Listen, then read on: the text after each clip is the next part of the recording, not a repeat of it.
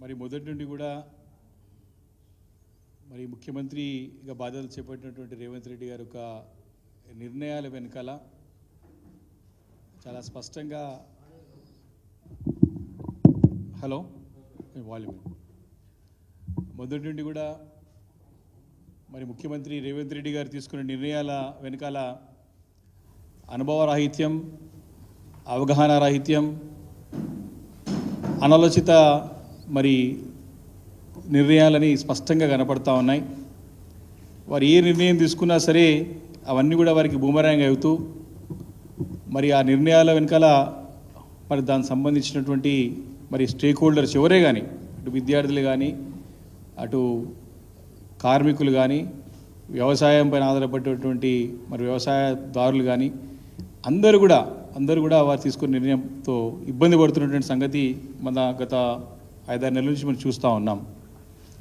మరి రీసెంట్గా 2 రోజుల క్రితం వారు హైడ్రా మరి Hyderabad disaster response and assets protection authority అని ఒకటి కొత్తగా తీసుకొచ్చి ఈ హైదరాబాద్ నగరంలో ఉన్నటువంటి పరిసర ప్రాంత రింగ్ రోడ్ చుట్టూ ఉన్నట్టు అన్నీ కూడా కార్పొరేషన్స్ని, మున్సిపాలిటీస్ని, గ్రామ పంచాయతీ అన్నింటినీ కూడా విలీనం చేసి మరి కార్పొరేషన్గా 3 కార్పొరేషన్గా ఏర్పాటు చేసి మరి భూములను రక్షిస్తాం, చెరువులను రక్షిస్తాం, ప్రభుత్వ ఆస్తులను రక్షిస్తాం, మరి నాలాలను రక్షిస్తాం అని చెప్పి ఒక స్టేట్మెంట్ మీ పేపర్లో చూసాం. దాని విధి విధానాలు కూడా మరి అసెంబ్లీ లోపల వాటిని రూపొందించి ముందుకు వస్తాం, అసెంబ్లీలో చర్చ పెడతామని చెప్పడం జరిగింది.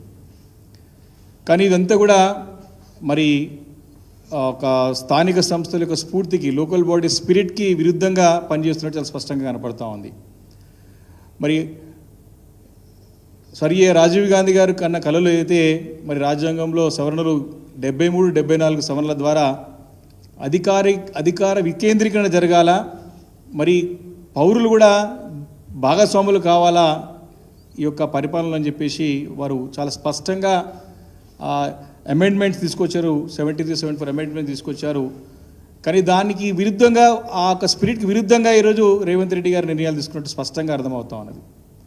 అధికార వికేంద్రీకరణ జరగాల్సింది పోయి అధికారాన్ని కేంద్రీకృతం చేసి వారి చేతుల్లో అంత అధికారాన్ని పెట్టుకొని మరి భారీ ఆక్రమణలకి, భారీ కబ్జాలకి, భారీ కుంభకోణాలకి తెరలేపుతుండడానికి ఇలాంటి సందేహం లేదు, చాలా స్పష్టంగా మరి కనబడుతూ ఉంది.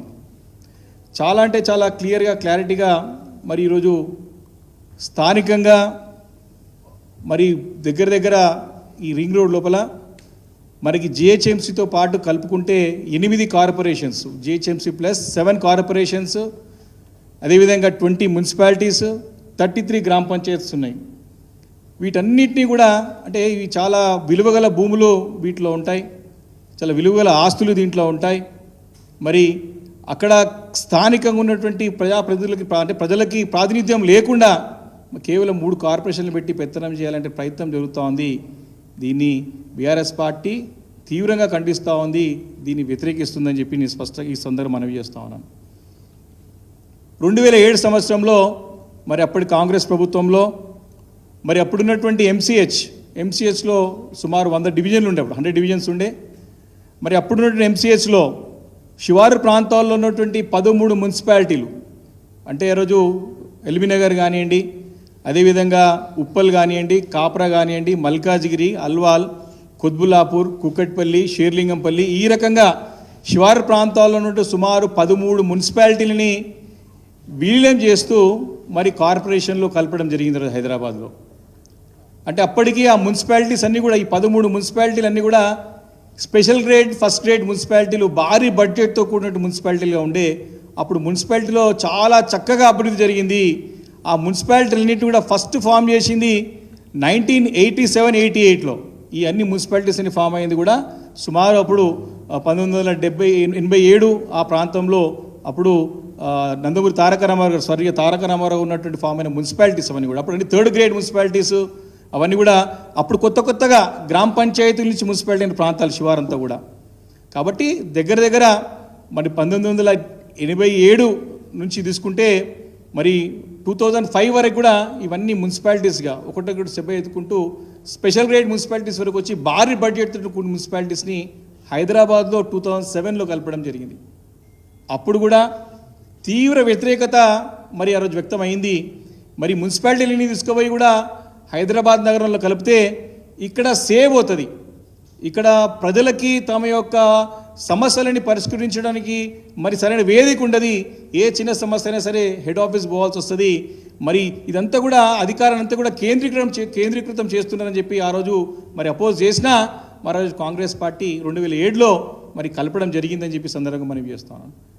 2007 నుంచి స్టార్ట్ అయితే 2016 వరకు నరక యాతన మరి శివారు ప్రాంతాల్లో ప్రజలు ఇబ్బంది పడిన పరిస్థితి పనిచేస్తూ ఉన్నాను. ఇవన్నీ మున్సిపాలిటీస్లో మరి అప్పటి వరకు 2007 వరకు వేగవంతంగా జరిగిన అభివృద్ధి అంతా కూడా కుంటుపడిపోయి ఏ చిన్న సమస్య అయినా సరే అటు మ్యాన్హోల్ రిపేర్ కానీ, ఒక స్ట్రీట్ లైట్ వేయడం కానీ, ఒక వాటర్ లైన్ వేయడం కానీ, ప్రతి చిన్నదానికి కూడా మరి కేంద్ర కార్యాలయం హైదరాబాద్ నగరానికి రావాల్సిన పరిస్థితి.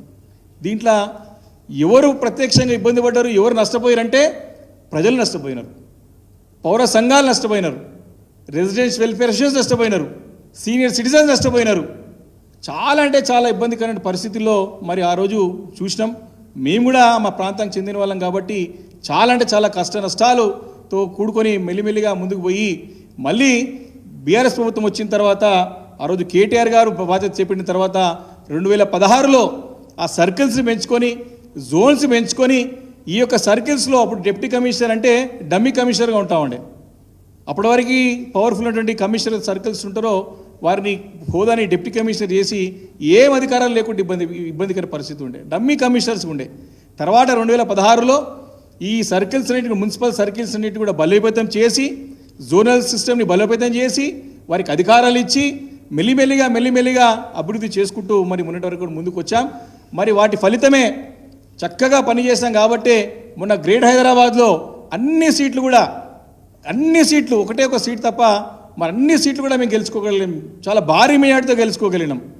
అంటే మా పనితీరు మరి బేస్గా ఉండని కాబట్టి ప్రజలు మరి మమ్మల్ని ఆ రోజు ఆశీర్వదించి మాకు మంచి అవకాశం ఇచ్చి మళ్ళీ గెలిపించారు, మంచి మెజార్టీతో ఇచ్చారు మాకు శాసనసభ్యులకు అందరికీ కూడా. కానీ దీంట్లో చాలా ఇంకా కూడా మేము దీన్ని మెరుగుపరచాల్సిన అవసరం ఉండే, దీన్ని ఇంకా కూడా డెవలప్ చేయాల్సిన అవసరం ఉండే, ఇంకా దీని లోటుపాట్లు ఉన్నాయి, సరిదిద్దాల్సిన అవసరం ఉండే. సరిదిద్దే ప్రయత్నంలో భాగంగా మరి ఇప్పుడు కొత్త ప్రభుత్వం వచ్చింది. మరి దాన్ని గురించి మరి ఎవరైనా వింటారా, ఎవరైనా మాట్లాడతారా? ఈ శాఖ బాధ్యతలు చేపడుతున్నటువంటి ముఖ్యమంత్రి గారు దీనిపైన దృష్టి కేంద్రీకరిస్తారా? స్థానిక ప్రజాప్రతినిధుల యొక్క వారి యొక్క అనుభవాలని కానివ్వండి, వారి యొక్క వినపాలని కానీ వినే పరిస్థితులు ఉన్నారా అనే ప్రశ్న ఇక్కడ ఉత్పన్నమవుతూ ఉన్నది. స్ట్రేట్గా వారు వచ్చి ఇప్పుడున్న జిహెచ్ఎంసీయే చాలా కష్టంగా ఉన్నది. మొన్న వెళ్ళిన కౌన్సిల్ మీటింగ్లో కార్పొరేటర్స్ అందరూ నానా గందరగోళం చేస్తూ ఉన్నారు. ఒక మ్యాన్హోల్ కవర్ కావాలంటే మేము హెడ్ ఆఫీస్ రావాల్సి వస్తూ ఉందని చెప్తారు. ఇప్పటికే పరిస్థితి అయోమయంగా ఉన్న తరుణంలో మళ్ళీ కొత్త ప్రతిపాదన హైడ్రా అని తీసుకొస్తూ ఉన్నారు. మొత్తం రింగ్ రోడ్ అంతా కూడా తీసుకొచ్చేసి రింగ్ రోడ్ అన్ని స్థానిక సంస్థలు తీసుకొచ్చి కలుపుతా అని చెప్తా ఉన్నారు. చాలా అంటే చాలా ఈరోజు ఎంత ఘోరమైన పరిస్థితి ఉందంటే, ఈరోజు కొత్త ప్రభుత్వం వచ్చిన తర్వాత అన్ని చెరువులలో గుర్రపు డెక్క, దోమల బెడద పెరిగిపోయింది. ఈరోజు వ్యాధులు పెరిగిపోతూ ఉన్నాయి, పట్టించుకునే నాదుడే లేడు. ఈరోజు విష జ్వరాలు వస్తూ ఉన్నాయి నగరంలో. చాలా అంటే చాలా ఘోరమైన పరిస్థితి ఉన్నది. కాబట్టి ఇంత పెద్ద గ్రేట్ హైదరాబాద్ మున్సిపల్ కార్పొరేషన్లో ఏముంటుందంటే, దీంట్లో కొత్త కమిషనర్ వస్తారు, వచ్చిన తర్వాత వారికి అవగాహన పెంచుకునే లోపట్టే వారికి టైం అయిపోతుంది. ఇంత పెద్ద కార్పొరేషన్లో ఒకటే కమిషనర్ ఉంటారు. మరి వారికి మొత్తం ఈ పరిసరం మొత్తం 150 డివిజన్లలో ఏ డివిజన్ ఎక్కడ ఉంటుంది, ఏ డివిజన్ లేదు, అంత ఒకటే ఒక సమస్య ఉండదు. రకరకాలైన సమస్యలు, డిఫరెంట్ ఇష్యూస్ ఉంటాయి, ఒక్కొక్క ఏరియాలో ఒక్కొక్క ఇష్యూస్ ఉంటాయి. అవి వారికి అర్థమయ్యే లోపట్నే వారికి పుణ్యకాలం అయిపోతుంది. 2.5 years అయిపోతారు, మళ్ళీ కొత్త కమిషనర్ వస్తారు, మళ్ళీ కొత్తగా స్టార్ట్ చేస్తారు. ఇది ఈ డ్రాబ్యాక్.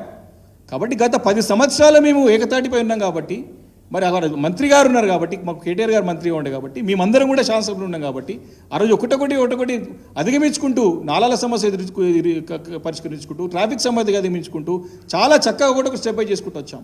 ఈరోజు పూర్తిగా కుంటపడ్డది, పూర్తి కుంటపడ్డది. కాబట్టి ఎంఏడి బాధ్యతలు చేపడుతున్న ముఖ్యమంత్రి గారు ఇప్పటికే దానిపైన కింది లోతుల కింద గ్రౌండ్ లెవెల్ పోయి దాని పరిస్థితి తెలుసుకుంటే అవసరం ఉండే, కానీ దాన్ని పట్టించుకున్న పాపన పోతలేడు.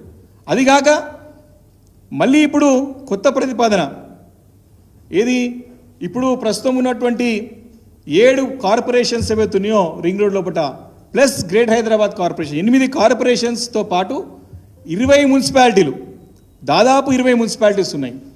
దాంతోపాటు 33 గ్రామ పంచాయతీలు ఉన్నాయి.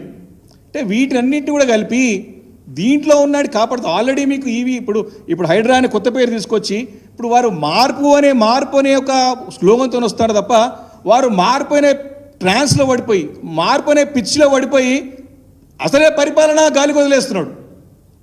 ఫ్యాక్ట్ గ్రౌండ్ రిపోర్ట్ తీసుకొని ఏ రకంగా గతంలో అసంపూర్తిగా పనులు ఎట్లా ముందుకు తీసుకుపోవాలా, కొత్త పనులు ఏం చేపట్టాలా అని దానిపైన మర్చిపోయి దాన్ని పక్కన పెట్టి మార్పు పేరు మారుస్తున్నాడు. కానీ పని ఏం చేయాలో తెలుస్తలేదు వారికి. ఆల్రెడీ మనకి ఈవీఏండి ఏమున్నది, మన గతంలో బీఆర్ఎస్ ప్రభుత్వంలో చక్కటి ఒక ఫామ్ చేసినాం ఆ రోజు. Enforcement, vigilance and disaster management తీసుకొచ్చి చక్కగా ఫలితాలు వచ్చి రాబట్టాం దాంతో. ఇప్పుడు దాన్ని మార్చేనికి కొత్త పేరు తీసుకొచ్చారు హైదరాబాద్. అది కూడా సేమ్ దానికి పెద్ద పేరు ఏం లేదు. డిజాస్టర్ మేనేజ్మెంటే, డిజాస్టర్ రెస్పాన్స్ మేనేజ్మెంటే, అసెట్ మేనేజ్మెంట్ యాడ్ చేసింది. అసెట్ మేనేజ్మెంట్ ఎవరు లోకల్ బాడీ చేస్తుంది, హెచ్ఎండిఏ చేస్తుంది. కాబట్టి మళ్ళీ కొత్త డ్రామా, హైడ్రా అనేది కొత్త డ్రామా. ఇది కేవలము ఇదంతా కూడా చూస్తూ ఉంటే వారి యొక్క ఆలోచన మరి స్పష్టంగా కనపడుతుంది. అంటే వారి అవగాహన రాహిత్యం, వారి యొక్క అనాలోచితం అంటే తెలిసిపోతున్నారు. ఇలాంటి ఆలోచన లేకుండా, అనుభవం లేకుండా తీసుకున్న నిర్ణయాలు ఇవి. హైడ్రాని తీసుకొచ్చి మరి 3 కార్పొరేషన్లు చేస్తూ ఉంటున్నారు. 3 కార్పొరేషన్లు చేస్తే ఇప్పటికే 20 మున్సిపాలిటీస్ ఉన్నాయి. మొన్ననే ఫామ్ చేసాం 20 మున్సిపాలిటీస్. అవి అప్గ్రేడ్ కావాలా? అక్కడ ఉన్నటువంటి ప్రజా సంఘాలు కానివ్వండి, అక్కడ ఉన్నటువంటి పౌర సంఘాలు కానివ్వండి, అక్కడ వాళ్ళని బలోపేతం చేయాలా, వారిని ఇన్వాల్వ్ చేయాలా. అక్కడ మున్సిపాలిటీ బాడీస్ ఉంటాయి, కౌన్సిల్ ఉంటుంది, కౌన్సిలర్స్ ఉంటారు, కార్పొరేటర్స్ ఉంటారు, కోఆప్షన్ ఉంటారు, చైర్మన్ ఉంటారు, మేయర్ ఉంటారు. వాటిని బలోపేతం చేయాల్సిన అవసరం ఉంది. ఒకటే టర్మ్ అయింది ఇప్పటివరకు. కరెక్ట్. ఎప్పుడో 1987లో ఫామ్ అయిన మున్సిపాలిటీని 2007 సుమారు దగ్గర 20 సంవత్సరాలు ఉన్నటువంటి మున్సిపాలిటీలు 2007లో చేస్తే ఇప్పుడు వాళ్ళు వచ్చేసి ఇమీడియట్గా వితిన్ నో మ్యాటర్ మార్పు అనే పిచ్చిలో పడి అరే గత ప్రభుత్వం చేసేటువంటి మున్సిపాలిటీలు మనం ఎందుకు ఉంచాలా అనేటిది తప్పుడు ఆలోచనతోని, అవగాహన రాహిత్యంతో ఈ మున్సిపాలిటీని కలిపేసి నేను 3 కార్పొరేషన్లు చేస్తా అని చెప్పేసి ఆలోచన చేస్తూ ఉన్నాడు. కాబట్టి మనకి ఇక్కడ ఇమీడియట్ మొన్ననే 5 years కిందనే ఫామ్ అయినటువంటి మున్సిపాలిటీస్ ఇవి. వీటిని అంటే ఇక్కడ హైదరాబాద్లో కాంగ్రెస్ పార్టీకి పట్టు లేదు కాబట్టి పరిసరాల్లో మరి ఏ రకంగా కాలయాపన చేయాలనే ఒక ధోరణితోనే ఈ నిర్ణయం తీసుకున్నట్టు కనపడుతోంది తప్ప నిజంగా ప్రజలకు మీ లక్ష్యమైంది, వాట్ ఈజ్ యువర్ ఎజెండా? ఇన్ని మున్సిపాలిటీలు, ఇన్ని కార్పొరేషన్లు ఉన్నటువంటి ఈ యొక్క రింగ్ రోడ్లో ఉన్న ప్రాంతాన్ని అన్నింటినీ, గ్రామ పంచాయతీలు అన్నింటి కూడా నువ్వు కేవలం అన్ని కలుపుతా అంటే దీని వెనుక దురుద్దేశం కనపడుతూ ఉంది. ఇంట్లో చాలా స్పష్టంగా కనపడుతూ ఉంది. మీ యొక్క పార్టీ కాన్సెప్ట్ ఏమో క్లియర్గా అధికార వికేంద్రీకరణ జరగాలంటే మీరు కేంద్రీకృతం చేసే ప్రయత్నంలో ఉన్నారు. దేని గురించి ఏం చేస్తానికి అంటే ఇక్కడ ప్రజలకి ఏం చేస్తారని చెప్పలేకపోతున్నారు. మీ లక్ష్యం కనపడుతుంది, మీ లక్ష్యం స్పష్టత లేదు దీంట్లో. కేవలం అసెట్ మేనేజ్మెంట్, చెరువులని నాలని కబ్జాలు చేయకుండా కాపాడుతున్నారు. నీ మాస్టర్ ప్లాన్ తీసుకొస్తే ఫైనల్ చేయ మాస్టర్ ప్లాన్. మీరు హైదరాబాద్ నగరానికి సంబంధించినటువంటి మాస్టర్ ప్లాన్ని క్లియర్ చేస్తే అన్ని కాపాడినట్టే. మీరు దాన్ని పక్కన వదిలిపెట్టేసి ఈరోజు ఈ రకమైన కొత్త డ్రామా ఆడుతూ మీ పట్టు పెంచుకోవడానికి, ఎలక్షన్స్ని కాలయాపన చేయడానికి, భూ కబ్జాలు చేయడానికి, భూదందాలు చేయడానికి ఇప్పటికే చేస్తూ ఇవన్నీ చేయడానికి స్పష్టంగా కనపడుతూ ఉంది. కాబట్టి దీన్ని మీరు స్టడీ చేస్తూ ఉంటున్నారు వేరే నగరాలకు. చాలా స్పష్టంగా మన ముంబై నగరంలో ఎంఎంఆర్, ఇప్పుడు Mumbai region, metropolitan Mumbai region అయితే ఉన్నదో 9 మున్సిపల్ కార్పొరేషన్స్ ఉన్నాయి, 9 మున్సిపాలిటీస్ ఉన్నాయి, ఒక నగర పంచాయతీ ఉన్నది. హైదరాబాద్ ముంబై నగరానికి ఇన్ని ఉన్నాయి మన కార్పొరేషన్స్. అదేవిధంగా మన బెస్ట్ ఎగ్జాంపుల్ తీసుకోవాలి, ప్రపంచవ్యాప్తంగా ఒక మంచి ఉదాహరణ తీసుకోవాలంటే ప్రపంచవ్యాప్తంగా ఒక మంచి నగరం అంటే టోక్యో నగరం అనేది బెస్ట్ సిటీగా మనం తీసుకోవచ్చు. దగ్గర 23 మున్సిపల్ కార్పొరేషన్స్ ఉన్నాయి, దానికి 23 మున్సిపల్ కార్పొరేషన్స్ ఉన్నాయి. కాబట్టి ఇట్లా ఆల్రెడీ మనకు ఉన్నటువంటి మున్సిపాలిటీస్ 20 మున్సిపాలిటీస్ ఉన్నాయి, 8 కార్పొరేషన్స్ ఉన్నాయి, ఇన్ని గ్రామ పంచాయతీలు ఉన్నాయి. దీన్ని ఏ రకంగా బలోపేతం చేయాలా, వారికి ప్రభుత్వం ఏ రకంగా సహకారం అందించాలా, దానిపైన ఆలోచన చేయక మార్పు అనే పిచ్చిలో పడిపోయి పరిపాలన ప్రజలకు ఏం అందించాలి, పరిపాలన మరి వారికి సరైనటువంటి సౌలభ్యం కలిగించేందుకు పోయి ఇబ్బందికరమైన పరిస్థితులు మరియు నిర్ణయాలు తీసుకుంటా ఉన్నారు. కాబట్టి చాలా స్పష్టంగా మరి ఈ కార్పొరేషన్ 3 కార్పొరేషన్ల ద్వారా ప్రజలకి నష్టమే జరుగుతుంది, అక్కడున్న ప్రజలకి ఇబ్బంది కలుగుతుంది, మరి ప్రాతినిధ్యం సరి ఉండదు. మరి ఎక్కడనో పోయి హెడ్ ఆఫీస్లో ఇంత పెద్ద ప్రాంతానికి 3 కార్పొరేషన్లు సరిపోవు. కాబట్టి దీన్ని 100% మేము వ్యతిరేకిస్తున్నాము, దీన్ని దృష్టిలో పెట్టుకోవాలని చెప్పి తెలియజేస్తా ఉన్నాం. ఇంత ఘోరమైన పరిస్థితి అంటే ఈరోజు హైదరాబాద్ నగరం రోజు రోజుకి హైదరాబాద్ ఒక ఇమేజ్ పడిపోతోంది. అసలు ఇప్పటికే అసలు వరల్డ్ క్లాస్ సిటీగా మంచిగా అసలు ఎంత పెద్ద ఎత్తున రియల్ ఎస్టేట్ వ్యాపారం జరుగుతూ ఉండనంటే ఈరోజు వేరే నగరాల నుంచి వేరే రాష్ట్రాల నుంచి వచ్చి పెద్ద ఎత్తున ఇక్కడ మనకి అనేక ప్రాజెక్ట్స్ వచ్చినాయి. కానీ వీళ్ళు వచ్చిన 7 నెలల నుంచి వారు కొత్త అనుమతులు ఇవ్వకపోగా పాత అనుమతులకు వచ్చినా కూడా ఇబ్బంది పెట్టే పరిస్థితి ఉంది. ఈరోజు హైదరాబాదులో ఇప్పటికే రియల్ ఎస్టేట్ ఎవరు ఎందుకంటే తెలంగాణ రాష్ట్రం అంతా కూడా రాష్ట్రానికి హైదరాబాద్ గుండెకాయ, 1 కోటి జనాభా ఉంటారు. ఇక్కడి నుంచే చాలామంది ఇక్కడికి గ్రామాల్లో చుట్టుపక్కల ఇక్కడనే కాక వేరే నగరాల నుంచి వేరే రాష్ట్రాలు వచ్చి ఇక్కడ వ్యాపారాలు చేసుకుంటూ తమ తమ రోజువారీ యొక్క కార్యక్రమాలు జరుపుతూ ఉంటారు. కానీ ఈరోజు పరిస్థితి ఏంది? ఈరోజు హైదరాబాద్ గ్రేటర్ రింగ్ రోడ్ లోపల ఉన్నటువంటి ఏ చిన్న గ్రామంలో వెళ్ళినా ఏ చిన్న ప్రాంతంలో వెళ్ళినా ఈరోజు హైదరాబాద్ నగరమే కాదు తెలంగాణ రాష్ట్ర వ్యాప్తంగా ఏ జిల్లా హెడ్ క్వార్టర్ పోయినా ఏ మున్సిపాలిటీ పోయినా ఈరోజు ఏమి కొనుగోలు లేవు, అమ్మకాలు లేవు, చాలా అట్లా తటస్థంగా ఉండిపోయినది. అంటే ప్రభుత్వం ఎందుకు దీన్ని ఇంకా కూడా మరి టైంపాస్ చేయబోతుంది, ఎందుకు దీన్ని విస్మరిస్తుందో అర్థం కాని పరిస్థితి ఉంది ఈరోజు. చాలా బాధాకరమైన విషయం. ఎంత బాధ అంటే అసలు ఏం ట్రాన్సాక్షన్స్ లేవు, ఏం లేవు, చాలా ఇబ్బంది పడుతూ ఉన్నారు. దానిపైన మరి అనుమతులు ఇవ్వకుండా కూడా ఇబ్బంది, పాత అనుమతులకు మరి ఆక్యుపెన్సీ సర్టిఫికెట్లు ఇవ్వకుండా వారిని ఇబ్బంది పెట్టే పరిస్థితి. కాబట్టి రియల్ ఎస్టేట్ ఘోరంగా పడిపోయి ఈరోజు చాలా ఇబ్బంది పడుతూ ఉన్నారు. హైదరాబాద్ ఖ్యాతి అంతా కూడా మరి పడిపోతూ ఉంది రోజుకి. మరి ముఖ్యమంత్రి గారేమో మా పాలన బాగుంది, చాలా బాగుంది అనుకుంటా ఉన్నారు. ఒక్కసారి నేను ముఖ్యమంత్రి గారిని కోరుతా ఉన్నా, వారు తెలుసుకోవాలి వాస్తవాలు, గ్రౌండ్ రియాలిటీ తెలుసుకోవాలా. మీ ఇంటెలిజెన్స్ పెట్టుకొని చేసుకుంటారా, మీ సీక్రెట్ ఏజెన్సీ పెట్టి తెలుసుకుంటారా, లేక మీకున్నటువంటి పరిచయాల ద్వారా, మీకున్నటువంటి స్నేహితుల ద్వారా పోయి తెలుసుకుంటారా? లేకపోతే నా రిక్వెస్ట్ ఏంటంటే మీరు మారు వేషంలో పోయి, నా రిక్వెస్ట్ మీరు, ఎందుకంటే హైదరాబాద్ నగరం రోజుకి ఇట్లా వ్యాపారం పడిపోయి ఇబ్బంది పడే పరిస్థితి ఉంది. హైదరాబాద్ కానీ తెలంగాణ రాష్ట్రంలో అనేక గ్రామీణ వాతావరణం ఇదే పరిస్థితి. తిట్టుకుంటున్నారు ప్రభుత్వాన్ని. ఎంతోమంది కేసీఆర్ అని ఏముండారా, ఏం చేసిండో, మాకు అన్ని టైంకి వస్తుండే, కరెంట్ మంచిగా ఉండే, నీళ్ళు మంచిగా ఉండే, మా టైం పెన్షన్లు వస్తుండే, అన్నీ ఇచ్చిండు, అన్నీ వస్తుండే, రైతులు అన్నీ వస్తుండే, ఇదేం కర్మరా పోయిన బాధపడుతుంది. ఒక్కసారి నా రిక్వెస్ట్ ఏంటంటే రేవంత్ రెడ్డి గారిని మారువేషంలో గ్రామీణ వాతావరణం కొంచెం పోయిరండి, హైదరాబాద్ చుట్టుపక్కల పోయిరండి, జస్ట్ పోయి చూసి వస్తే మీకు తెలుస్తుంది, ఎవరేమనుకుంటారో తెలుస్తుంది. మా బాధ ఏంటంటే అధికారం ఉంటుంది, పోతుంది, అది ఇబ్బంది లేదు. కానీ ప్రజలకు ఇబ్బంది కలగకుండా నగరానికి ఒక ఇమేజ్ పెంచే విధంగా మీరు ప్రయత్నం చేయాలి తప్ప దిగజార్చే ప్రయత్నం జరుగుతూ ఉంది. మీరు చేసే పనుల ద్వారా దుష్పరిణామాలు ఇవన్నీ కూడా ఇవి రిజల్ట్స్ వస్తూ ఉన్నాయి. కాబట్టి దీన్ని మీరు దృష్టిలో పెట్టుకోవాలని చెప్పి కోరుతా ఉన్నా. ఈరోజు లా అండ్ ఆర్డర్ కూడా మీరు పెట్టుబడులకైతే అగ్రగామిగా ఉండే హైదరాబాద్ నగరం, అప్పుడు ప్రతి నెల ఒక కొత్త కంపెనీ వస్తూ ఉండే, ప్రతి నెల కొత్త ఇన్వెస్ట్మెంట్ వస్తూ ఉండే, రేజింగ్లు ఉంటుండే, మార్కెట్ అంతా కూడా సూపర్ మార్కెట్ ఉంటుండే. అసలు ప్రతి ఒక్కరు కూడా అప్రిషియేట్ చేస్తూ ఉండే. ఏ నగరం పోయినా Hyderabad is doing best city, ఎన్నో అవార్డులు అందుకున్నాం. 7-8 నెలల నుంచి ఏమైంది? అసలు అధికారం మారిపోగానే ఎట్లా ఉంటుందా? మన బెస్ట్ ఎగ్జాంపుల్ మనం బెంగళూరు తీసుకోవాలి. ఎవరే పార్టీ అధికారం ఉన్న గ్రాడ్యువల్ గ్రోత్ ఉంటుంది, ఫస్ట్ క్లాస్ మంచి అడ్మినిస్ట్రేషన్ నడుస్తుంది అక్కడ అంతా కూడా, ముంబై నగరం. కానీ మనకేమైంది ఇక్కడ? కాబట్టి ఇది చాలా ఆలోచన చేయాల్సిన విషయం. నేను ముఖ్యమంత్రి గారిని నేను దయచేసి కొడుతా ఉన్నా, ఈరోజు పెట్టుబడులు వస్తలేవు, నీ రియల్ ఎస్టేట్ పడిపోయింది, లా అండ్ ఆర్డర్ సంగతి ఒక్కసారి మీరు సమీక్షించండి. అన్ని శాఖలు మీ దగ్గర ఉన్నాయి, హోమ్ మీ దగ్గర ఉంది, ఎంఏడి మీ దగ్గర ఉన్నది, ఒకసారి సమీక్షించండి, తెలుసుకోండి, దాన్ని సరిగ్గా ప్రయత్నం చేయండి. అంతే తప్ప నా పాలన మంచిగా ఉందని చెప్పేసి కండవాలు వేసుకుంటూ పోతున్నది కరెక్ట్ కాదు ముఖ్యమంత్రి గారిది. నేను చెప్తున్నా, కలిసి పనిచేసేటువంటి ఒక ఆ సాన్నిధ్యంతో చెప్తా ఉన్నాను. మీరు వాస్తవాలు తెలుసుకోండి. మీరు నిన్న స్టేట్మెంట్ ఇచ్చాను, మా పరిపాలన బాగుందని చెప్పేసి అందరు ఎమ్మెల్యేస్ ఎవరిని పరిపాలన బాగుంది వస్తలేరు, ఆడ పని జరుగుతూనే వస్తుంది, నీ దగ్గరికి పని అవుతుందని వస్తలేరు. పని అయితే నేను స్టేట్మెంట్ ఇచ్చింది ఒక మా సహచర శాసనసభ్యుడిది, అరే మా 7 నెలల నుంచి పని అయితే లేదు, మొత్తం కుంటుపడ్డది, కాబట్టి పోతే పని అవుతుందని పోతున్నా అని చెప్పి స్టేట్మెంట్ ఇచ్చాను. వీరేమో నిన్న సభల బ్రహ్మాండంగా పరిపాలన సాగుతున్నది, బాబు అందరూ వస్తున్నారు నా దగ్గరికి అని చెప్తా ఉన్నారు. కాదు, మీరు కిందికి రావాలి. ముఖ్యమంత్రి మీరు ఆ స్థాయి నుండి వాస్తవాలు, గ్రౌండ్ రియాలిటీ మీరు విస్మరిస్తున్నారు, తెలుసుకోవాలా. ఈ ఒకటే విషయం కాదు, అనేక విషయాల పట్ల మీరు అధికారం వచ్చి 7-8 నెలలకే మీరు ఆ మత్తులో పడిపోయినారు.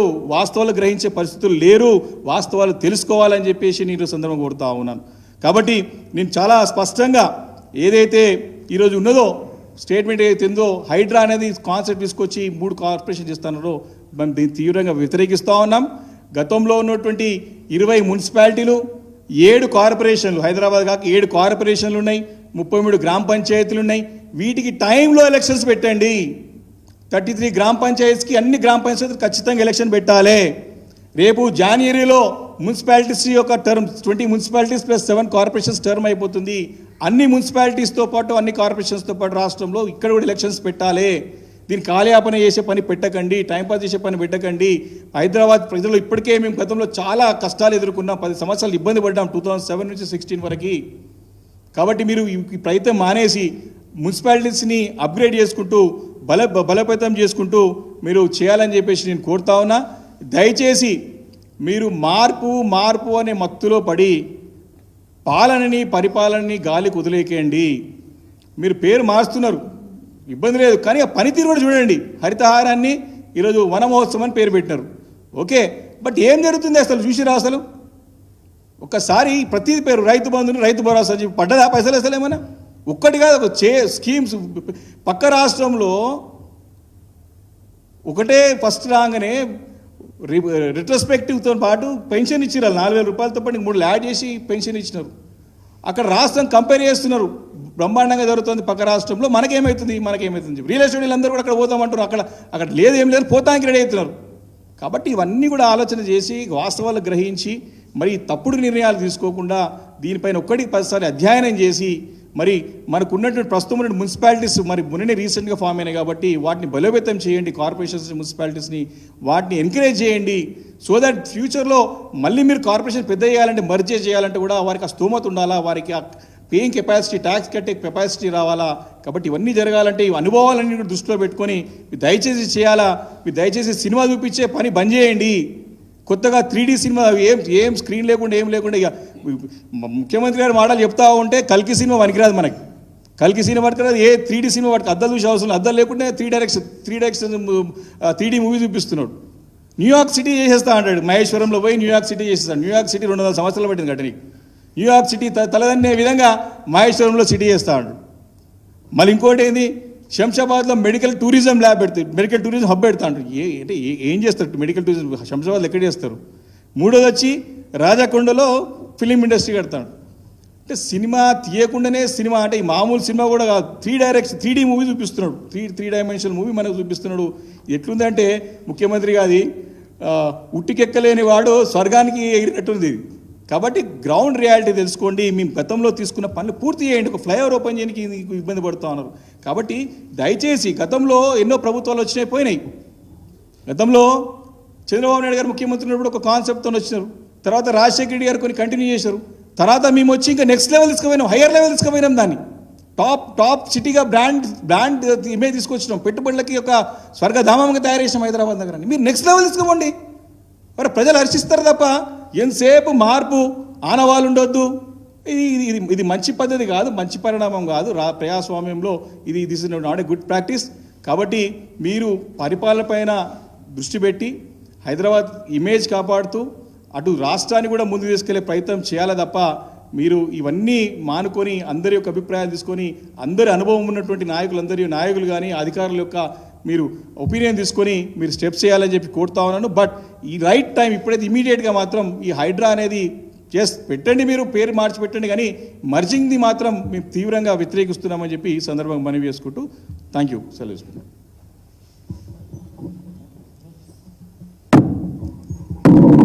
మీడియా మిత్రులకు నమస్కారం. గౌరవ ముఖ్యమంత్రి రేవంత్ రెడ్డి గారు తన గౌరవానికి తగ్గట్టు ఆ ముఖ్యమంత్రి అనే పదవికి ఆ స్థాయికి తగ్గట్టుగా ఆయన పనిచేయాలి, మాట్లాడాలి.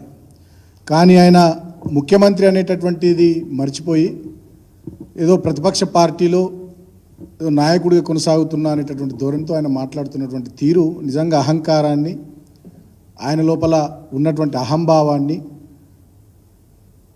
అధికారం మత్తులో ఆయన ఎట్లా తేలియాడుతున్నాడో చాలా స్పష్టంగా తెలంగాణ సమాజానికి కూడా అర్థమవుతూ ఉంది, కనబడుతూ ఉంది.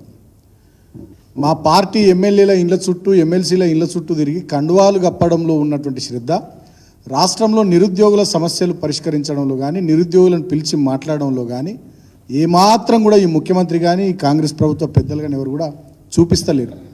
ఇంకా దుర్మార్గం ఏంటంటే ఇప్పుడే చాలా వీడియోలు ఫోటోలు సోషల్ మీడియాలో చూస్తూ ఉన్నాం. సెక్రటరియట్ ఏరియా చుట్టూ మొత్తం సచివాలయం చుట్టూ మొత్తం పోలీసుల రక్షణ, వేలాది మంది పోలీసులతో సచివాలయాన్ని వాళ్ళే దిగ్బంధించుకున్నారు.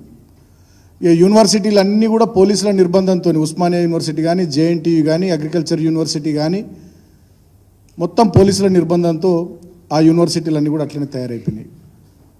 ఏంది అసలు విషయం అంటే వీళ్ళే గతంలో చెప్పినట్టుగా ఒక జాబ్ క్యాలెండర్ విడుదల చేసి వివిధ పోటీ పరీక్షలకు సంబంధించి అది డిఎస్సి అయినా గ్రూప్ 1 అయినా గ్రూప్ 2 అయినా గ్రూప్ 3 అయినా పోలీస్ రిక్రూట్మెంట్ బోర్డు ద్వారా జరిగే ఎగ్జామ్స్ అయినా ఇతర డిపార్ట్మెంట్ల ద్వారా జరిగే ఎగ్జామ్స్ అయినా వాటికి సంబంధించి ఒక జాబ్ క్యాలెండర్ 2 లక్షల ఉద్యోగాలతో విడుదల చేసి సంవత్సరం లోపల 2 లక్షల ఉద్యోగాలు భర్తీ చేస్తాం విత్ డేట్స్ మేము గెలిచిన తర్వాత ఫస్ట్ క్యాబినెట్లో నిర్ణయం తీసుకొని ఆ జాబ్ క్యాలెండర్ రిలీజ్ చేస్తామని చెప్పారు. కానీ ఆ మాటను వీళ్ళు నిలబెట్టుకోలేరు. గతంలో ఇదే అశోక్ నగర్లో కోచింగ్ సెంటర్ల చుట్టూ రాహుల్ గాంధీ గారు, రేవంత్ రెడ్డి గారు, ఆనాడు మధుయాష్కి గౌడ్ గారు, చాలామంది కాంగ్రెస్ పార్టీ సీనియర్ నాయకులు తిరిగి నిరుద్యోగులను కలిసి వాళ్ళతో మాట్లాడి అప్పటి మా ప్రభుత్వంపై అడ్డగోలుగా విమర్శలు చేసి నిరుద్యోగుల్లో యువతలో ఒక రకమైనటువంటి ఆందోళనను మా పట్ల వ్యతిరేక భావాన్ని ప్రేరేపించినారు. మరి ఇవాళ వీళ్ళు అధికారంలోకి వచ్చినాక ఆనాడు ఏవైతే ప్రతిపక్షంలో ఉన్నప్పుడు వాళ్ళని కలిసినప్పుడు కానీ రాహుల్ గాంధీ వచ్చినప్పుడు కానీ వీళ్ళ మేనిఫెస్టోలో కానీ వీళ్ళ ఎన్నికల ప్రచార సభల్లో కానీ వాళ్ళకి ఏవైతే మాటలు చెప్పినరో ఆ చెప్పిన మాటలు నిలబెట్టుకోకుండా ఇవాళ నిరంకుశంగా ఒక నియంతలాగా ఈ ముఖ్యమంత్రి రేవంత్ రెడ్డి ప్రవర్తిస్తున్న తీరును బీఆర్ఎస్ పార్టీ చాలా తీవ్రంగా ఖండిస్తున్నది. మీరే చెప్పారు మెగా డిఎస్సి వేస్తాము 25,000 ఉద్యోగాలతోని టీచర్ ఉద్యోగాలతో అన్నారు. ఇవాళ గ్రూప్ 2లో 2,000 పోస్టులు పెంచి నోటిఫికేషన్ ఇస్తామన్నారు ఆనాడు. గ్రూప్ 3లో 3,000 పోస్టులు పెంచి నోటిఫికేషన్ ఇస్తామన్నారు ఆనాడు. స్వయంగా నేను ఆడ ఎమ్మెల్యేగా ఉన్నా, మా వివేక్ గారు ఎమ్మెల్యేగా ఉన్నారు. అసెంబ్లీలో ఆనాడు సిఎల్పి నాయకులైనటువంటి బట్టి విక్రమార్క గారు గ్రూప్ 1లో 1:100 మెయిన్స్కి పిలవాలని చెప్పి ప్రభుత్వాన్ని అప్పటి ప్రభుత్వాన్ని మమ్మల్ని డిమాండ్ చేసిండు. అసెంబ్లీ రికార్డ్స్లో కూడా అది ఉన్నది. కానీ వాళ్ళ మీరేం చేస్తూ ఉన్నారు? ఆనాడు మీ అవకాశం కోసం మీరు గద్దెనెక్కడం కోసం నిరుద్యోగులను వాడుకొని యువతను రెచ్చగొట్టి పబ్బం గడుపుకొని ఒడ్డెక్కేదాకా ఓడమల్లన్న, ఒడ్డెక్కినాక బోడమల్లన్న అన్నట్టుగా ఇవాళ అధికారంలోకి వచ్చిన తర్వాత నిరుద్యోగులను పక్కన పడేసి వాళ్ళతో కనీసం చర్చలు జరపకుండా, మాట్లాడకుండా, వాళ్ళను పిలవకుండా ఇవాళ వాళ్ళను ఉగ్రవాదుల్ని చూసినట్టు చూస్తున్నారు. అరే ఏందా దుర్మార్గం? ఈ చల్లటి చలిలో మొత్తం వాన పడుతుంటే తెల్లారి 4 దాకా నిన్నగాక మొన్న అశోక్ నగర్లో, దిల్సుఖ్ నగర్లో నిరుద్యోగులు ఆందోళన చేస్తే ఒక్క కాంగ్రెస్ నాయకునికి కూడా కనబడదా? 3-4 దీక్షలు, నిరాహార దీక్షలు చేస్తే ఒక్క కాంగ్రెస్ నాయకుని కూడా కనబడకపోగా ముఖ్యమంత్రి ఏం మాట్లాడతాడు? వాళ్ళు ఒక్కరు కూడా పోటీ పరీక్షలకు ప్రిపేర్ అయితే లేరు, వాళ్ళు దీక్షలు చేస్తున్నారని మాట్లాడతారు. మోతీలాల్ అనే సోదరుడు పోటీ పరీక్షలకు ప్రిపేర్ అవుతున్నట్టు, ఆయనకు హాల్ టికెట్ వచ్చినట్టు నిరుద్యోగులందరూ సోషల్ మీడియాలో పెట్టేసరికి నీ మూతి మీద దేనితో కొట్టినట్టయిందో ముఖ్యమంత్రి నువ్వే ఆలోచన చేసుకో. ఇంకా కొంతమంది గురించి ఏం మాట్లాడతాడు? వాళ్ళకు ఉద్యోగాలు లేవు కాబట్టి రాజకీయ నిరుద్యోగులు వాళ్ళకు ఉద్యోగాలు కావాలని వాళ్ళు దీక్షలు చేస్తున్నారని అవహేళన చేస్తూ మాట్లాడతారు. మరి నువ్వు కూడా గతంలో చేసినావు కదా, నువ్వు కూడా ముఖ్యమంత్రి ఉద్యోగం కోసమే చేసినావు అని అనుకోవాలా దీక్ష? నువ్వు కూడా గతంలో పోరాటం నిరుద్యోగుల తరపున కొట్లాడినావు కదా, మాట్లాడినావు కదా, నీ ముఖ్యమంత్రి ఉద్యోగం కోసం నిరుద్యోగులను వాడుకున్నావు అని చెప్పి ఇప్పుడు వాళ్ళు అనుకోవాలా? ఇక వీటికి పైపెచ్చు ఒక కాంగ్రెస్ పార్టీ నాయకుడు రేవంత్ రెడ్డి గారి శిష్యుడు మాట్లాడతాడు, వాళ్ళు బలిసి దీక్షలు చేస్తున్నారు, బలిసి నిరుద్యోగులు రోడ్డు ఎక్కుతున్నారు, పోరాటాలు చేస్తున్నారని కాంగ్రెస్ పార్టీ నాయకుడు మాట్లాడతారు. అంటే ఇవాళ వీళ్లకు కళ్ళు నెత్తికెక్కి అధికారం మదం ఎక్కి అహంకారంతో దుర్మార్గంగా వీళ్ళు నిరుద్యోగుల పట్ల చేస్తున్నటువంటి మాటలు, వ్యాఖ్యలు ఇవన్నీ కూడా ఇవాళ తెలంగాణ సమాజం గమనిస్తూ ఉంది. ఇప్పుడు వాళ్ళు అడుగుతున్నది ఏంది? నిరుద్యోగులు డిఎస్సి పరీక్ష వాయిదా వేయాలి. ఆగస్టు 5 వరకు డిఎస్సి పరీక్ష ఉండి ఆగస్టు 6 ఒక్కరోజు మాత్రమే గ్యాప్ ఉండి ఆగస్టు 7, 8 మళ్ళా గ్రూప్ 2 ఉంది అని చెప్పి వాళ్ళు ఆందోళన చెందుతున్నారు. కాబట్టి నేనేమంటున్నా అంటే గ్రూప్ 1 పరీక్షల విషయంలో కానీ, గ్రూప్ 2 విషయంలో కానీ, గ్రూప్ 3 విషయంలో కానీ, డిఎస్సి విషయంలో కానీ వాళ్ళు కొంత వ్యవధి, ఉద్యోగాలకు సంబంధించినటువంటి పోటీ పరీక్షలు పెట్టొద్దు, నోటిఫికేషన్లు ఇవ్వద్దని నిరుద్యోగులు మాట్లాడతలే. మేము ప్రిపేర్ కావడానికి సిలబస్ చేంజ్ ఉంటుంది కాబట్టి డిఎస్సికి ఒక రకమైన సిలబస్ ఉంటుంది, గ్రూప్ 2 కో రకంగా ఉంటుంది, గ్రూప్ 1 కో రకంగా ఉంటుంది. కాబట్టి కొంత మాకు వ్యవధి ఇవ్వండి ప్రిపేర్ కావడానికి అని నిరుద్యోగులు అడుగుతున్నారు. దాంట్లో తప్పేముంది? భేషజాలకు ఎందుకు పోవాలి ఈ ముఖ్యమంత్రి, ఈ ప్రభుత్వము? ఇంత అహంకారం ఎందుకు, ఇంత కండకవరం ఎందుకు మీకు? అంటే ఇప్పుడు ఏం ఎన్నికలు లేవనా? సమీప భవిష్యత్తులో ఎలాంటి ఎన్నికలు లేవు కాబట్టి ఇక వీళ్ళతోనేం కాదు, ప్రజలతోనేం కాదు, మేమేం చేసినా మమ్మల్ని ఎవరు అడిగేటోళ్ళు లేరు, పట్టించుకునేటోళ్ళు లేరు. అసెంబ్లీ ఎన్నికలు అయిపోయినాయి, గద్దెనెక్కినాం. పార్లమెంట్ ఎన్నికల్లో కొన్ని సీట్లు సంపాదించడం. ఈ సమీప భవిష్యత్తులో ఏ ఎన్నికలు లేవు కాబట్టి ఎవరిని పట్టించుకోవాల్సినటువంటి అవసరం లేదనే ధోరణిలో ఇవాళ పుండు మీద కారం చల్లినట్టుగా రెచ్చగొట్టే విధంగా ఈ ముఖ్యమంత్రి గారు కానీ కాంగ్రెస్ పార్టీ నాయకులు కానీ మాట్లాడుతున్నారు. ఇవాళ సచివాలయ ముట్టడికి నిరుద్యోగులు పిలుపునిస్తే రాష్ట్ర వ్యాప్తంగా మా బీఆర్ఎస్ పార్టీ విద్యార్థి విభాగ నాయకులను ఇళ్లకు పోయి అరెస్ట్ చేస్తూ ఉన్నారు. యూనివర్సిటీలో హాస్టళ్లకు పోయి అరెస్ట్ చేస్తూ ఉన్నారు. తర్వాత మొత్తం సచివాలయాన్ని పోలీసులు వేలాది మంది పోలీసులతో దిగ్బంధించారు, యూనివర్సిటీలన్నీ దిగ్బంధించారు.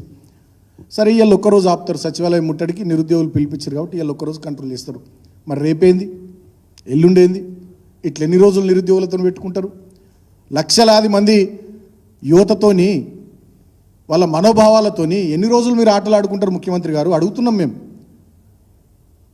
మీరే కదా ప్రియాంక గాంధీ గారితో చిలక పలుకులు పలికిచ్చింది, మీరే కదా ఖర్గే గారితో మంచి ముచ్చట్లు చెప్పించింది, మీరే కదా రాహుల్ గాంధీ గారిని తీసుకొని వచ్చి వాళ్ళ దగ్గర కూర్చుండబెట్టి మాయమాటలు చెప్పించింది. మరి వాళ్ళ మీకు ఏమైంది? అధికారం వచ్చిన తర్వాత ఆ నిరుద్యోగులను ఎందుకు నిర్లక్ష్యం చేస్తున్నారని చెప్పి వాళ్ళ బీఆర్ఎస్ పార్టీ పక్షాన డిమాండ్ చేస్తూ ఉన్నాం. చాలామంది మీద కూడా అక్రమ కేసులు పెట్టినారు. ఇవాళ మేము పార్టీ పక్షాన డిమాండ్ చేస్తూ ఉన్నాం, పెట్టిన కేసులను బేషరతుగా ఎత్తివేయాలి. ఈరోజు అరెస్ట్ చేసిన విద్యార్థి నాయకులను కానీ, నిరుద్యోగులు కానీ, యువత కానీ వాళ్ళని బేషరతుగా విడుదల చేయాలి. మూడవ మాట, ముఖ్యమంత్రి గారు మొన్న మాట్లాడినటువంటి మాటలు డెఫినెట్గా అవి తెలంగాణ సమాజం ఖండించదగ్గ మాటలు, అహంకారంతో మాట్లాడినటువంటి మాటలు. గతంలో కేసీఆర్ గారు ముఖ్యమంత్రిగా ఉన్నారు, ఎన్నడూ కూడా వారు ఇట్లా మాట్లాడలే. మరి మొన్నటిదాకా ఈ పౌర సమాజంలో ఉండేటటువంటి కొంతమంది మేధావులు మా ప్రభుత్వం మీద 10 ఏళ్ళు విరుచుకుపడ్డోళ్ళు ఇవాళ ఒక్కరు కూడా ముఖ్యమంత్రి మాటల మీద మాట్లాడతలేరు. కోదండరామ్ గారు ఇటు వేయరు, ఆకునూరు మురళి అనేట ఆయన ఇటు వేయండు, హరగోపాల్ గారు ప్రొఫెసర్ వారు ఇటు వేయరు. ఇంకా తెలంగాణలో చాలామంది మేధావులు ఆనాడు మా ప్రభుత్వం మీద అంటే విరుచుకుపడ్డటువంటి వాళ్ళు ఇవాళ ముఖ్యమంత్రి ఇంత అహంకారంతో నిరుద్యోగుల పట్ల దీక్షలు చేస్తున్న, నిరాహార దీక్షలు చేస్తున్నటువంటి వారి పట్ల ఇష్టం వచ్చినట్టుగా మాట్లాడితే మీరు ఒక్కరు మీ నోరు ఎందుకు బయటకు వస్తలేదు? మీ పేపర్ మీద రాసే మీ రాతలు, మీ పెన్ను ఎందుకు గదులుతలేదు? ఇంకా అయిపోయింది ఆ పెన్నులా? లేకపోతే మీ నోళ్ళల్లో ఏమన్నా మాట్లాడొద్దని చెప్పి ఇక మూతికి ఏమైనా ప్లాస్టర్ వేసుకున్నారా? లేకపోతే ముఖ్యమంత్రిని చూసి భయపడుతున్నారా? రేవంత్ రెడ్డిని చూసి భయపడుతున్నారా? ఎటువైండ్రు కోదండరామ్ గారు, ఎటువై రాకనూరు మురళి గారు, ప్రొఫెసర్ నాగేశ్వర్ గారు ఎటువైర్రు? ఇంకా చాలామంది మేధావులు అన్నాడు మా మీద ఆర్టికల్స్ రాసిన వాళ్ళు, టీవీ చర్చలలో పాల్గొన్న వాళ్ళు, ఫోన్ ఇన్లలో మాట్లాడిన వాళ్ళు, అంటే అశోక్ నగర్కు దిల్సుఖ్ నగర్ కురికిన వాళ్ళు ఎటువైనరండి మీరంతా? రాజకీయ నిరుద్యోగులు దీక్షలు చేస్తున్నారు, వాళ్ళకు ఉద్యోగం లేదని ముఖ్యమంత్రి మాట్లాడితే ఒక్క కాంగ్రెస్ పార్టీ నాయకుడు ఖండించడా అండి? పౌర సమాజంలో ఒక మేధావి ఖండించడా అండి? ఒక కోచింగ్ సెంటర్ నడుపుకునేట ఆయనకి ఈ పరీక్షలు వాయిదేస్తే 100 కోట్లు వస్తాయని చెప్పి కోచింగ్ సెంటర్ల నిర్వాహకులను ముఖ్యమంత్రి విమర్శిస్తే ఒక మేధావి మాట్లాడా? కాంగ్రెస్ పార్టీలో మరి ఇది కాంగ్రెస్ పార్టీ వైఖరా? ముఖ్యమంత్రి మాట్లాడింది. నేను ఉత్తమ్ కుమార్ రెడ్డి గారిని అడుగుతున్నా, బట్టి గారిని అడుగుతున్నా, శ్రీధర్ బాబు గారిని అడుగుతున్నా, సీనియర్ నాయకులు దామోదర్ రాజనరసింహ గారిని అడుగుతా ఉన్నా, జగ్గారెడ్డి అన్నని అడుగుతా ఉన్నా, జీవన్ రెడ్డి గారిని అడుగుతా ఉన్నా. మరి ఇది ముఖ్యమంత్రి రేవంత్ రెడ్డి గారు మాట్లాడింది అది కాంగ్రెస్ పార్టీ వైఖరా? నిరుద్యోగులు అంటే మీ కాంగ్రెస్ పార్టీకి ఆ రకమైనటువంటి భావన ఉందా? మరి మీరు సీనియర్లు ఎందుకు స్పందిస్తలేరు? నిరుద్యోగుల మీద కేసులు పెడుతుంటే, వాళ్ళని గొడ్లను ఈడ్చినట్టు ఈడ్చి పోలీస్ వ్యాన్లలో వారేస్తుంటే కాంగ్రెస్ పార్టీ సీనియర్ నాయకులు ఏం చేస్తున్నారు? పౌర సమాజంలో ఉన్న మేధావులు ఏం చేస్తున్నారు? ఇంత నియంతృత్వంగా నిరంకుశంగా రేవంత్ రెడ్డి దుర్మార్గం చేస్తూ ఉంటే ఎందుకు తెలంగాణ సమాజం గొంతెత్తుతలేదు? కానీ మేము మాత్రం ఒక విషయం స్పష్టంగా ఇవాళ నిరుద్యోగులకు కూడా విజ్ఞప్తి చేస్తూ ఉన్నాం, తెలంగాణ సమాజానికి విజ్ఞప్తి చేస్తూ ఉన్నాం. ఎవరు మీ వెనక ఉన్నా లేకున్నా కేసీఆర్ గారు, బీఆర్ఎస్ పార్టీ డెఫినెట్గా మేమంతా మీ వెనుకుంటాం. మీ పక్షాన ఈ ప్రభుత్వ నియంతృత్వ వైఖరి మీద కొట్లాడతాం, మీకోసం అండగా నిలబడతాం. ఇప్పటికీ మా వర్కింగ్ ప్రెసిడెంట్ గారు నిన్ననే చెప్పినారు, రాబోయే అసెంబ్లీ సమావేశాల్లో డెఫినెట్గా అసెంబ్లీ సమావేశాల్లో నిరుద్యోగుల పక్షాన బీఆర్ఎస్ ప్రధాన ప్రతిపక్షంగా గొంతెత్తుతుంది, గలం విప్పుతుంది. మీ పక్షాన ఖచ్చితంగా నిలబడతామని చెప్పి నిన్ననే మా వర్కింగ్ ప్రెసిడెంట్ కేటీఆర్ గారు చెప్పారు. క్షేత్రస్థాయిలో కూడా మీరు ఎలాంటి ఆందోళనలు చేసినా కార్యక్రమాలు చేసినా ఇప్పటికే మా బీఆర్ఎస్ పార్టీ విద్యార్థి విభాగం మీకు అండగా నిలబడుతుంది. రాబోయే ఒక 4-5 రోజుల్లో ఇదే తెలంగాణ భవన్లో బీఆర్ఎస్ పార్టీ విద్యార్థి విభాగం డెఫినెట్గా ప్రతినిధుల సమావేశాన్ని కూడా పెట్టుకుందామని చెప్పి నిన్ననే కేటీఆర్ గారు మా వర్కింగ్ ప్రెసిడెంట్ గారు మాకు ఆదేశం ఇచ్చినారు. సో దాంట్లో కూడా రాబోయే రోజుల్లో నిరుద్యోగుల పక్షాన ఏ రకమైనటువంటి కార్యక్రమాలు తీసుకోవాలి, మీకు ఎట్లా అండగా ఉండాలి, ఈ ప్రభుత్వం మెడలు వంచడానికి మేమేం చేయాలనేటటువంటిది కూడా దిశానిర్దేశం తెలంగాణ భవన్ వేదికగా వారు చేస్తామని చెప్పి కూడా నేను చెప్పిన. రాబోయే 4-5 రోజుల్లో కూడా ఆ సమావేశం పెట్టుకుంటామని కూడా మేము నిరుద్యోగులకు, యువకులకు, యువతలకు విజ్ఞప్తి చేస్తూ ఉన్నాం. మీరు ఎవరు అధైర్యపడద్దు, గట్టిగా ఉండండి, మొండి ఉండండి. డెఫినెట్గా మీ వెనుక బీఆర్ఎస్ పార్టీ ఉంటుంది. ఈ ప్రభుత్వం మెడలు వంచుదాం. ప్రభుత్వం గతంలో చెప్పినట్టుగా జాబ్ క్యాలెండర్ 2 లక్షల ఉద్యోగాలకు సంబంధించి విడుదల చేసేటట్టుగా ప్రభుత్వం మీద ఒత్తిడి తీసుకొద్దాం. డిఎస్సి విషయంలో గ్రూప్ 1, గ్రూప్ 2, గ్రూప్ 3 విషయంలో కానీ మిగతా కొన్ని ఉద్యోగాలకు సంబంధించి అపాయింట్మెంట్ ఆర్డర్లు ఇచ్చి వాళ్ళకు పోస్టింగ్లు ఇవ్వనటువంటి పరిస్థితుల మీద కానీ ఇతర అన్ని విషయాల పట్ల డెఫినెట్గా నిరుద్యోగుల పక్షాన మా పార్టీ నిలబడుతుంది. మా విద్యార్థి విభాగం ఆధ్వర్యంలో నిజంగా మేము చాలా సీరియస్గా కమిట్మెంట్తో మీతో పనిచేస్తాం. ఇప్పటికైనా నేను తెలంగాణలో ఉండే మేధావులు, గతంలో మా ప్రభుత్వంపై ఒంటి కాళ్ళ మీద లేచిన వాళ్ళు, అంటే ఇక ఉరికొచ్చిన వాళ్ళు, ఇవాళ మీరు కూడా గొంతులు విప్పాలే, గలాలు విప్పాలే. మీ నోళ్ళు ఎందుకు మూగబోతున్నాయి, మీరు ఎందుకు మాట్లాడతలేరు, ఈ జరుగుతున్నటువంటి పరిస్థితులు, దారుణాలు, దుర్మార్గాలు మీ కళ్ళకు కనబడతలేవా? ఇవాళ నిరుద్యోగులు మాట్లాడితే వాళ్ళని కొంతమంది పెయిడ్ ఆర్టిస్టులను మాట్లాడుతున్నారు కాంగ్రెస్ వాళ్ళు. మరి ఇదే నిరుద్యోగులు మీ చుట్టూ కూడా వచ్చారు కదా, మీరు ఎందుకు మాట్లాడతలే? కోదండరామ్ గారు, ఆక్నూరు మురళి గారు, నాగేశ్వర్ గారు, ఎటువైరు మీరంతా?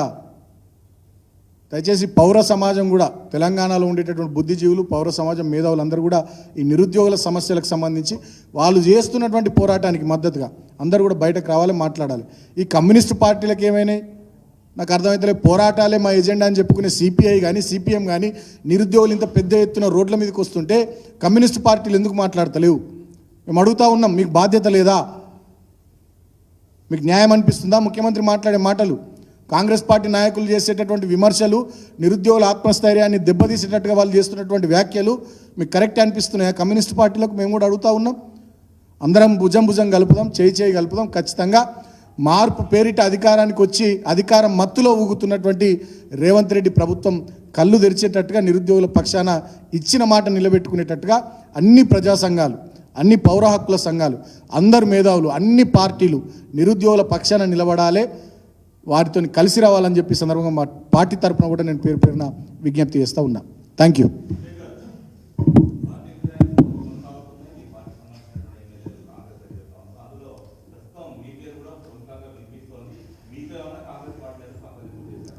నేను కడియం శ్రీహరి గారి పైనే నేను పిటిషనర్, నేనే వారిని అనర్హులుగా ప్రకటించాలా. వారు ఎలా అయినా పార్టీ మారినారు, రాజ్యాంగం ప్రకారం మనకు ఉన్నటువంటి రూల్స్ అండ్ రెగ్యులేషన్స్ ప్రకారం ఖచ్చితంగా వీరందరూ కూడా అనర్హులే.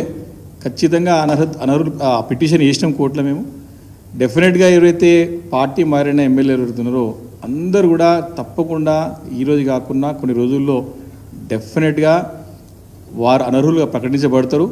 ఈ అన్ని సీట్లకు కూడా ఎన్నికలు రాబోతూ ఉన్నాయి. తప్పకుండా ఆ అన్ని సీట్లలో మళ్ళీ మా ఎమ్మెల్యేలు, మా పార్టీ పెట్టిన ఎమ్మెల్యేలు గెలుస్తారు.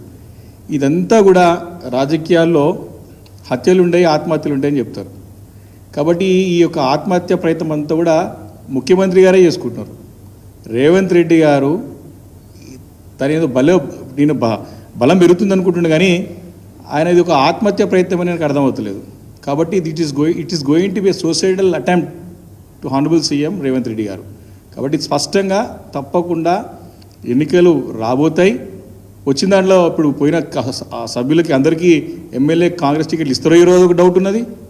ఇచ్చిన తర్వాత వారు గెలుస్తారో లేదని కూడా ఖచ్చితంగా ప్రజలు నిర్ణయిస్తారు. కాబట్టి ఇవన్నీ ప్రజలు గమనిస్తూ ఉన్నారు.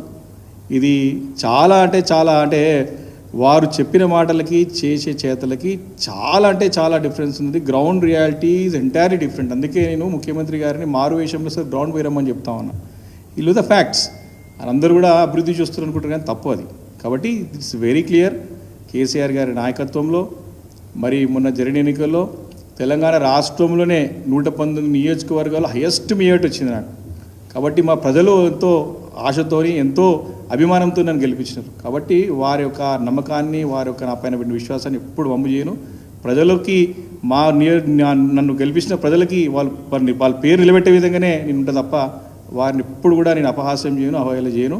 కేసీఆర్ గారి నాయకత్వంలో బ్రహ్మాండమైన పని 10 సంవత్సరాలు చేసినాం. ఇప్పుడు కూడా ప్రతిపక్ష శాసనసభ్యుడిగా నా పాత్ర నాతో పాటు అనేక మందిని ఖచ్చితంగా పోషిస్తాం, మంచి పాత్ర పోషిస్తాం, ప్రజలకు మేలేటెడ్ చేస్తాం తప్పకుండా. Thank you.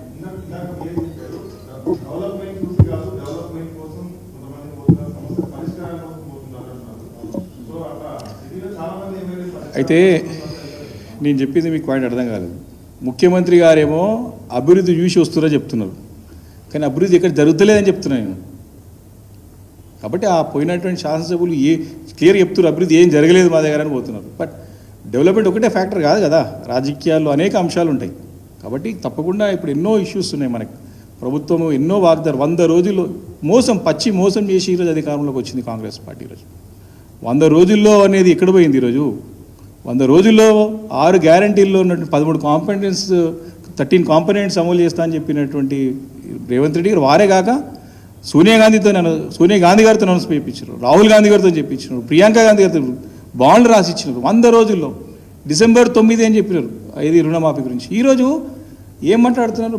బడ్జెట్ విషయం గురించి కులంకుశంగా ముఖ్యమంత్రి గారు అప్పుడున్నటువంటి పిసిసి అధ్యక్షుడు రేవంత్ రెడ్డి గారికి, ఇప్పుడు ఉప ముఖ్యమంత్రి ఉన్నటువంటి అప్పుడు సిఎల్పి నాయకుడు మన బట్టి విక్రమార్క ప్రతి ఒక్క లెక్క వారికి ఉన్నది.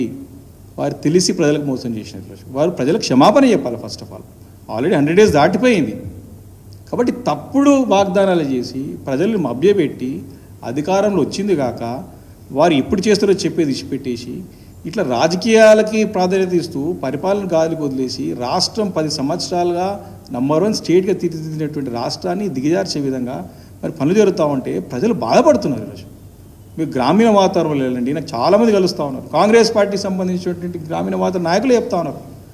ఇంకా ముఖ్యమంత్రి గారు తన యొక్క ఏమంటారంటే స్టేటస్ని ఇంకా చేసుకోలేకపోతున్నాడు, ఇంకా అది ఎస్టాబ్లిష్ చేసుకోలేకపోతున్నాడు. It's fact, ground reality. కాబట్టి దీన్ని తెచ్చుకొని వారికి ఇప్పుడు మేము గతంలో పనిచేసి మళ్ళీ చెప్తున్నారు, గతంలో పనిచేసి సాన్నిహిత్య ఉంది కాబట్టి మంచి అవకాశం వచ్చింది ముఖ్యమంత్రి గారికి నిరూపించుకోవాలి. కాంగ్రెస్ పార్టీలో చరిత్ర చూసినట్టయితే ఎవ్వరు కూడా ముఖ్యమంత్రిగా మంచి పేరు తెచ్చుకున్నట్టు 2సారి ముఖ్యమంత్రి దాఖలాలు లేవు ఈ మధ్యకాలం 45 సంవత్సరాలు, కేవలం రాజశేఖర రెడ్డి తప్ప. కాబట్టి అందరూ ముఖ్యమంత్రిలాగా మిగిలిపోతాడా కాంగ్రెస్ పార్టీలా, లేకపోతే మంచి ముఖ్యమంత్రిగా పేరు తెచ్చుకుంటాడా? సరే, అభివృద్ధి చేసిన తర్వాత సంక్షేమం తర్వాత అనేక అంశాల పట్ల రాజకీయ ఫలితాలు ఉంటాయి, ప్రజల ఆలోచన తీరు ఉంటుంది, అప్పుడున్న ఎమోషన్స్ బట్టి ఉంటుంది. కానీ 5 సంవత్సరాలు నీకు ఇచ్చిన అవకాశాన్ని సద్వినియోగపరుచుకొని ప్రజలకి ఏం హామీ ఇచ్చినావు నెరవేర్చు. వారికి ముఖ్యమంత్రి కావాలని కల ఉండే, ముఖ్యమంత్రి అయిపోయాడు. కానీ ముఖ్యమంత్రి అయిన తర్వాత ప్రజలకు ఏం చేయాలో స్పష్టత లేదు, స్పష్టంగా అర్థమవుతున్నది. ఒక అవగాహన లేదు, ప్రజలకు ఏమి చేయాలి అనే క్లారిటీ వారికి లేదు, రాష్ట్రానికి ఏం కావాలనేది వారికి క్లారిటీ లేదు. లేకుండా సరే తెలుసుకునే అవసరం ఉంది వారికి. గడిచిన 7-8 నెలల్లో గవర్నమెంట్ టేకాఫ్ సరిగ్గా కాలేదు. పక్క రాష్ట్రంతో కంపేర్ చేస్తూ ఉన్నారు, పక్క రాష్ట్రంలో బ్రహ్మాండంగా జరిగిందని చెప్తా ఉన్నారు, ఇక్కడ టేకాఫ్ సరిగ్గా కాలేదు. ఇప్పుడైనా సరే మీకు అవకాశం ఉంది సరిదిద్దుకునేది, ఆ ప్రయత్నం చేయండి అని చెప్తున్నాము, రాజకీయాలు మానుకోమని చెప్తా ఉన్నాం. కాబట్టి అది వారు తెలుసుకుంటే, విపక్షాల యొక్క గొంతుకని వారు పాజిటివ్నెస్తోని కన్స్ట్రక్టివ్ మెథడ్లు అర్థం చేసుకుంటే వారికి మంచిది. రాజకీయ కోణంలో ఆలోచన చేస్తే వారికి నష్టం. Thank you.